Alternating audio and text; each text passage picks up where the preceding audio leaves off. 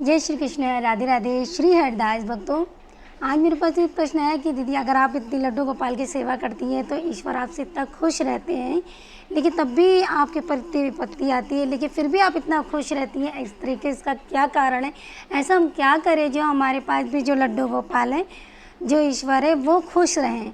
देखिए कि हम लोग क्या कर सकते हैं कि हम लोग तो इतना मतलब जितनी हम लोग में समझ है उसी हिसाब से हम करते हैं। ज़्यादा तो हमें नहीं आता, लेकिन हाँ, जो अपने भाव हैं वो हम अपने हिसाब से मतलब आप सबके सामने शेयर करेंगे। कि जैसे उन्होंने पूछा कि आपके पास इतनी विपत्ति आते हुए भी आप खुश हैं।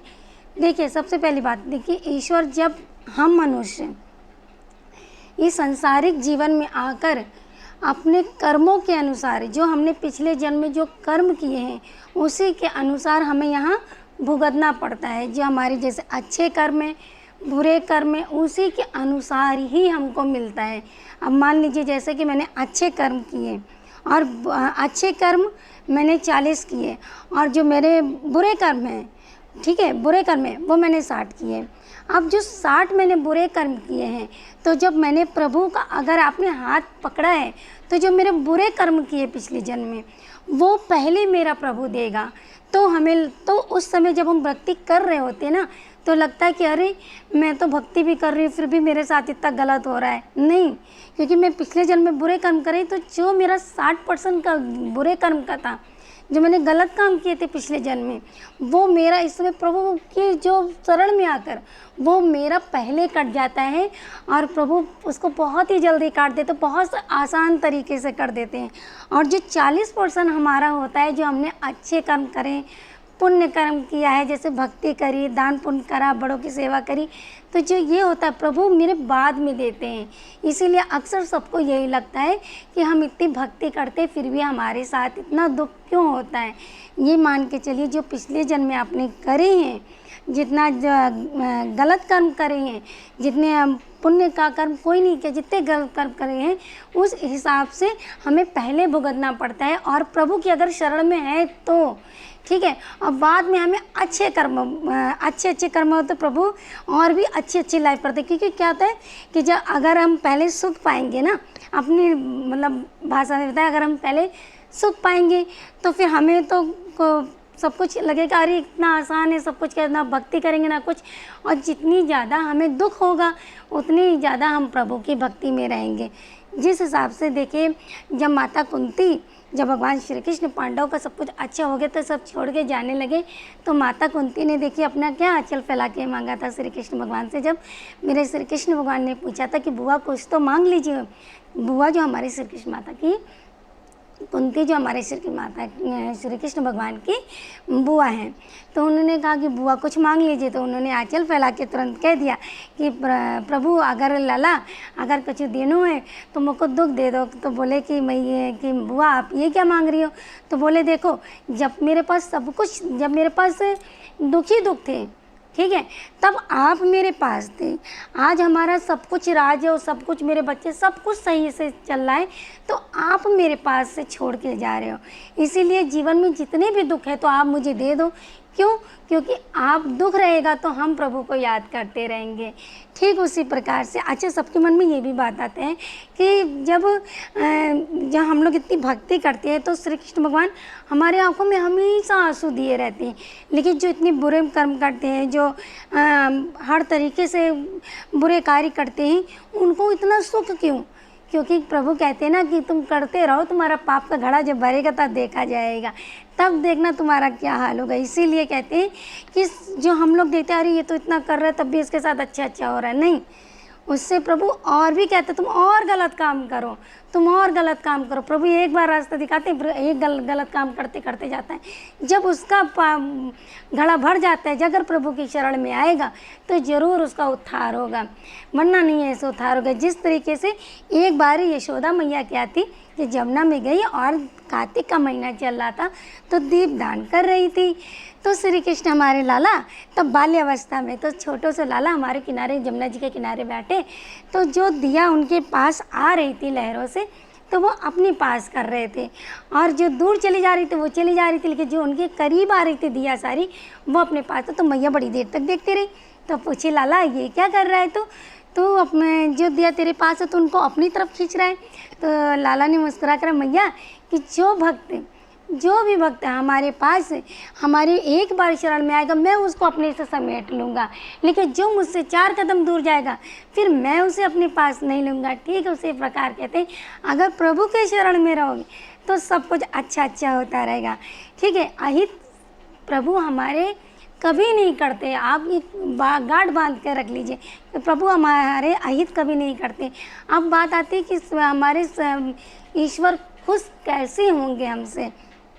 देखिए, ईश्वर न आपके धन दौलत से खूब ज़्यादा चढ़ाने से, ना आपके दान पुण्य करने से ज़्यादा खुश तो होते हैं, लेकिन हम एक छोटी सी बात बताएं कि ना ज़्यादा ये करने से। भाई जिसके पास है सामर्थ्य वो तो करेगा, और जिसके पास नहीं है वो तो भाव से करेंगे ना कि हम किस तरीके से कर सकते हैं। सब अपनी अपनी सामर्थ्य के अनुसार करते हैं। तो ना ज़्यादा, हमारा कहने का मतलब है ना ज़्यादा धन दौलत से, ना ज़्यादा दान पुण्य से, ना ज़्यादा जब तब से। प्रभु हमारे एक भक्त से इतने खुश नहीं होते हैं। प्रभु हमारे तब खुश होते हैं कि जब मनुष्य के जीवन में उसके कर्मों के अनुसार उसको दुख मिलता रहता है। ठीक है, और दुख के मिलते जरिए जितने जीवन में संकट आते रहते हैं, तो संकट को पार करते करते प्रभु जो भक्त है वो अपने प्रभु पे भरोसा नहीं छोड़ता है, अपने प्रभु से तब भी उम्मीद लगाए रहता है काश प्रभु हमारे अभी भी हमारा रास्ता दिखाएंगे, प्रभु हमारे संकट काटेंगे, प्रभु हमारे साथ है। जीवन में जितनी भी विपत्ति आ रही है तो प्रभु हर पल हमारे साथ हैं, हर क्षण हमारे साथ हैं। तो सब कुछ प्रभु पे छोड़ देता है। कठिन से कठिन विपत्ति आने पर भी सब कुछ जैसे हमारे पर कठिन से कठिन विपत्ति आने पर वो प्रभु पे छोड़ दिया कि जैसा करोगे आप ही करोगे, आप ही संभालोगे, आप ही नैया पार लगाओगे, आप ही परिवार का भरण पोषण करोगे, हमें कुछ नहीं पता। इतनी विपत्ति आई, मैंने पिछले जन्म में क्या किया क्या नहीं किया मुझे कुछ नहीं पता है। इस जन्म में सिर्फ आप मेरे पास हो, आप हम आपके हैं, आओ आप हमारे हो। जैसे कहते ना, तुम हमारे थे प्रभु जी, तुम हमारे हो, हम तुम्हारे ही रहेंगे, ओ मेरे प्रियतम। ठीक उसी तरीके से पूरी तरीके से समर्पण हो जाइए, चाहे सुख हो दुख हो कुछ भी हो। जब दुख मनुष्य के जीवन में दुख का रास्ता अपनाते दुख का रास्ता काटते काटते तब भी प्रभु की चरण नहीं छोड़ता है, तब भी उम्मीद, क्योंकि अटूट विश्वास होना चाहिए। विश्वास सबसे बड़ी आपकी ताकत होती है कि प्रभु के प्रति अटूट विश्वास है। तो जब पूरी विपत्ति वो लांग जाता है, पूरी विपत्ति कट जाती है उसकी प्रभु के भरोसे, हालांकि बहुत गलत हो गया उसके साथ, लेकिन उसका विश्वास नहीं डगमगाया। सब कुछ हो गया पर विश्वास नहीं डगमगाया। जब वो अपनी विपत्ति पूरी पार कर ले जाता है, जब प्रभु तब देखते हैं अरे ये कैसा भक्त है जिसने इतनी विपत्ति आने पर मेरा साथ नहीं छोड़ा, मुझ पे अटूट विश्वास कर रहा है इतना। तब प्रभु जब देते हैं ना तो उसका यकीन मानिए आप उसका अनुमान भी नहीं लगा सकते हैं कि जब वो प्रभु देता है तो कहते हैं कि देने वाला जब भी देता छप्पड़ फाड़ के, पर तभी देगा जब आपको पूरी तरीके से अटूट विश्वास होगा। जिस तरीके से देखिए सुदामा ने कितनी जरा सी गलती में कितना पछताए, लेकिन उनके पास कुछ ना होते हुए भी वो श्री कृष्ण कृष्ण कृष्ण हरे हरे, हरे राम राम राम हरे हरे निरंतर जाप करते रहे। हमारे श्री कृष्ण कहते रहे कि अरे सुदामा हमसे कुछ तो एक बार आ तो जाए, वो मांग तो ले। उसकी पत्नी भी कहती रही जाओ अपने मित्र से मांग तो लो, जाके घर में एक दाना भी नहीं है तो श्री कृष्ण के पास जाओ तो मांगने। लेकिन कहाँ हमारे श्री कृष्ण ने, हमारे सुदामा ने नहीं मांगा जाके, क्योंकि हम नहीं मांगेंगे। हार गए, थक गए, लेकिन मुंह से एक बार भी नहीं बोला कि मुझे कोई चीज़ की ज़रूरत है। क्यों? क्योंकि उनको अटूट विश्वास था कि एक बार हमारे पास श्री कृष्ण आएंगे ज़रूर। हमने जो पुकारा है, हमने जिस तरीके से श्री कृष्ण को पुकारा है तो वो आएंगे ज़रूर। क्यों? क्योंकि उनको इतना भरोसा था, और वही हुआ। गए अपनी धर्म पत्नी के कहने पर, लेकिन बार बार श्री कृष्ण कहते रहे कि सुदामा कुछ तो मांग ले, कुछ तो मांग ले, पर हमारे सुदानंद ने एक मुंह तक नहीं खोला, कि एक लफ्ज़ भी नहीं कहा कि ये चीज़ हमें चाहिए। लेकिन उसके बाद क्या हुआ, इतना मतलब पूरा द्वारकाधीश, सोचिए पूरा द्वारकाधीश समर्पण कर दिया और इतना अच्छा सब कुछ हो गया कि जिन्हें उन्होंने जीवन में कल्पना नहीं करी थी कि इतना सब कुछ दे देंगे।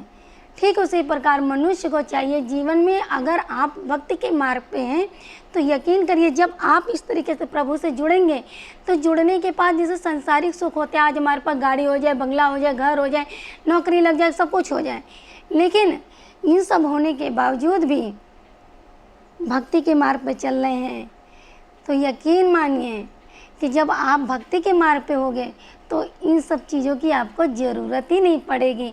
मांगने की, हमारा कहने का मतलब मांगने की नहीं ज़रूरत पड़ेगी, क्योंकि आपको अटूट विश्वास होना चाहिए इन पे।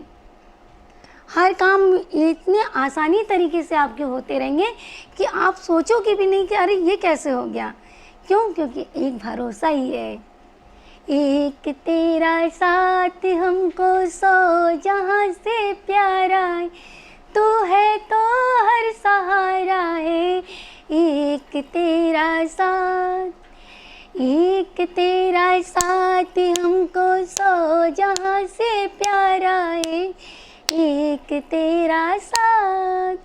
तो प्रभु से बस कहें, सुख दुख जैसे भी हो तो प्रभु की शरण में रहिए, प्रभु की भक्ति में रहिए। और यही आपको वीडियो के माध्यम से बता रहे, सुख, चेहरे की मुस्कुराहट, चाहे जितनी बड़ी विपत्ति आ जाए, चेहरे की मुस्कुराहट सिर्फ और सिर्फ इतनी है कि मेरे पास मेरी श्यामा है, मेरे पास हमारे सावरिया सरकार है। यही ताकत है जो हमें एक सबको, परिवार को हमारे जोड़े हुए हैं। यही हमारी सबसे बड़ी ताकत है। और यही है कि जिस तरीके से हम अपने प्रभु पे भरोसा करते हैं और उसी भरोसे के नाते प्रभु हमारे पास आए हैं और हमसे खुश हैं। क्यों सावरिया, खुश हो ना बुआ? हाँ, श्यामा भी खुश है, सावरिया भी खुश है। ठीक है, तो आप लोग भी अपने प्रभु पर अटूट विश्वास बनाए रखिए, चाहे सुख हो चाहे दुख हो। जरा जरा सी बात, छोटी छोटी बात पे प्रभु से शिकायत मत करिए, प्रभु से कुछ उलाहना मत दीजिए कि प्रभु आपने हमारे साथ ऐसा किया वैसा किया। हर संकट जैसा भी हो बस ये छोड़ दीजिए, प्रभु आपने जो सोच रखा वो वही आपने करोगे, जो आप जैसा चाहोगे वही आप करोगे। जो आपको पता है ना कि आप मेरे लिए क्या सही है क्या गलत है, कि जैसा भी दोगे आप ही दोगे, हम नहीं जानते। छोड़ दो सारा काम, जो करोगे तुम ही करोगे, मुझे नहीं पता। प्रभु कहते हैं जब आप छोड़ोगे तभी तो हम पकड़ेंगे। तो जब आप छोड़ोगे नहीं, आप अपना सारा काम अपने मन ही से कर लोगे कि हमें करना ही करना है, ऐसा हो नहीं सकता, तो कैसे होगा। इसीलिए प्यारे भक्तों, आप अपने प्रभु पे अटूट विश्वास बनाए रखिए। और सिर्फ एक विश्वास ही एक ऐसा मात्र रास्ता है, सरल रास्ता है जिससे आप अपने प्रभु को खुश कर सकते हैं और प्राप्त कर सकते हैं। तो प्रेम से दोनों हाथ उठाकर क्या बोलेंगे? जय जय श्री राधे कुंज बिहारी श्री हरिदास। तो गोविंद मेरो है, गोपाल मेरो है, श्री बांके बिहारी नंदलाल मेरो है। सीना ठोक के बोलिए कि बांके बिहारी नंदलाल मेरो, बरसाना मेरो, मेरो वृंदावन। तो जय जय श्री राधे कुंज बिहारी श्री हरिदास। स्वस्थ रहिए, मस्त रहिए। बिहारी जी की असीम कृपा आप सबके परिवार के ऊपर बरसती रहे। जय जय श्री राधे कुंज बिहारी श्री हरिदास। राधे राधे।